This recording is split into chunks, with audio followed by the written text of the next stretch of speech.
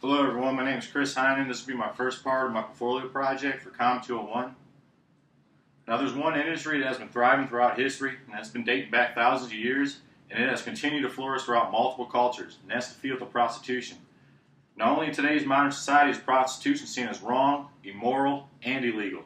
So I say we legalize it. Let's bring these prostitutes off the streets. Let's lower that crime rate. Let's improve public health. We're going to increase the tax revenue. We're going to help people out of poverty and put the choice back into the hands of consenting adults about what they do with their own bodies. Now, I don't think we can blame religion for this one, since here in the United States we hold a firm belief that church and state, well, they should be separated. So that can't be why prostitution is still legal. I mean, even Jesus Christ had a prostitute wash his feet with her tears. She dried them with her hair, kissed his feet, and anointed them with ointment. And that's from Luke chapter 7, verse 3650 of the King James Bible. Now, Jesus Christ was a man of love and compassion, and he didn't condemn souls. He was the savior of all souls. Now, sex between two consenting adults is perfectly legal in any situation other than when money is exchanged. Then, suddenly the act is punishable in the court of law. In the United States, there's a thriving industry making pornographic adult films. I say if the adult film industry can continue to make money, well, so can legal-age adults over the age of 18 who choose prostitution as a career. When we turn 18, we can go buy a pack of cigarettes, get a tattoo, go off to war, and even die. But if two adults have a sexual encounter in exchange for money, well, they're both considered criminals, and sometimes they're considered sex offenders too.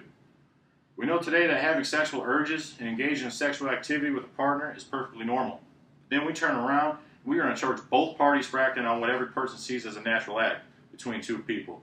Well, maybe it's between 3, 4, maybe it's between 5 people. That doesn't matter. The point is that it's a hypocritical situation, if I say so myself. Now, crime is a terrible thing in any community, but the crime surrounding prostitution is not coming from two people having sex. No, the crime is coming from criminals who run this organization. We've seen this with the war on drugs, particularly marijuana. We also seen it happen during Prohibition when alcohol was made illegal.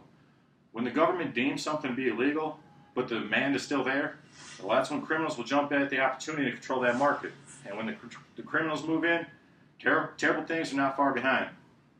Now, to bring up Colorado's Amendment 64 in particular, I'm going to quote John Hudak. That's the author of Colorado's Rollout of Legal Marijuana is Succeeding, a report on the state's implementation of legalization. Now, that was published in the academic journal called Case Western Reserve Law Review.